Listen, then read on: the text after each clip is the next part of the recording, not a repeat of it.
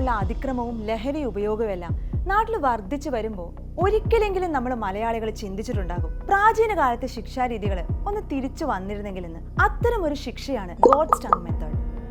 ഇരു കാലുകളും ഉപ്പുലായനിയിൽ മുക്കി ആടുകളെ കൊണ്ട് തൊലി ഉരിഞ്ഞെടുക്കുന്ന ഒരു ശിക്ഷാവിധി. റോമ സാമ്രാജ്യത്തിന് കീഴിലാണ് ആദ്യമായി ആടുകളെ കൊണ്ടുള്ള ഈ ക്രൂരത ആരംഭിക്കുന്നത്. പിന്നീട് പ്രാചീന മെഡീവിയൽ യൂറോപ്പിലും ഈ രീതി നടന്നു വന്നിരുന്നു. അധികാര സ്ഥാനത്തുള്ളവരെ ഭയപ്പെടാനും അവരുടെ ചൊൽപ്പടിക്കനുസരിച്ച് ജീവിക്കാനും വേണ്ടിയാണ് അന്നത്തെ രാജാക്കന്മാർ ഇത്തരം ക്രൂരമായ ശിക്ഷാരീതികൾ നടത്തിപ്പോന്നിരുന്നത്.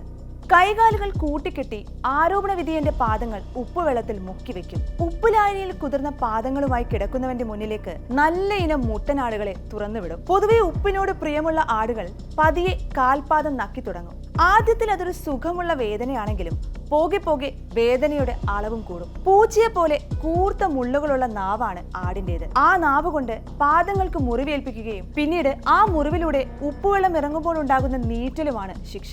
ഒരു കാരണവശാലും ജീവിതത്തിലേക്ക് തിരിച്ചു വരാൻ കഴിയാത്ത വിധം ആടിന്റെ നാവിലെ ബാക്ടീരിയ മുറിവിലൂടെ മനുഷ്യന്റെ ഉള്ളിലേക്ക് പ്രവേശിക്കുന്നതോടെ പഴുപ്പും വേദനയും കൊണ്ട് കുറ്റവാളി മരണത്തിന് കീഴടങ്ങുകയും ചെയ്യും. ചരിത്രം നോക്കിയാൽ പലപ്പോഴും മനുഷ്യന്റെ കണ്ടുപിടുത്തങ്ങൾ ഇരുതല മൂർച്ചയുള്ള ഒരു വാളാണ്. ഒന്നുകിൽ അത് മനുഷ്യന്റെ നന്മയ്ക്കായിരിക്കും, അതല്ലെങ്കിൽ മനുഷ്യന്റെ നാശത്തിനായിരിക്കും.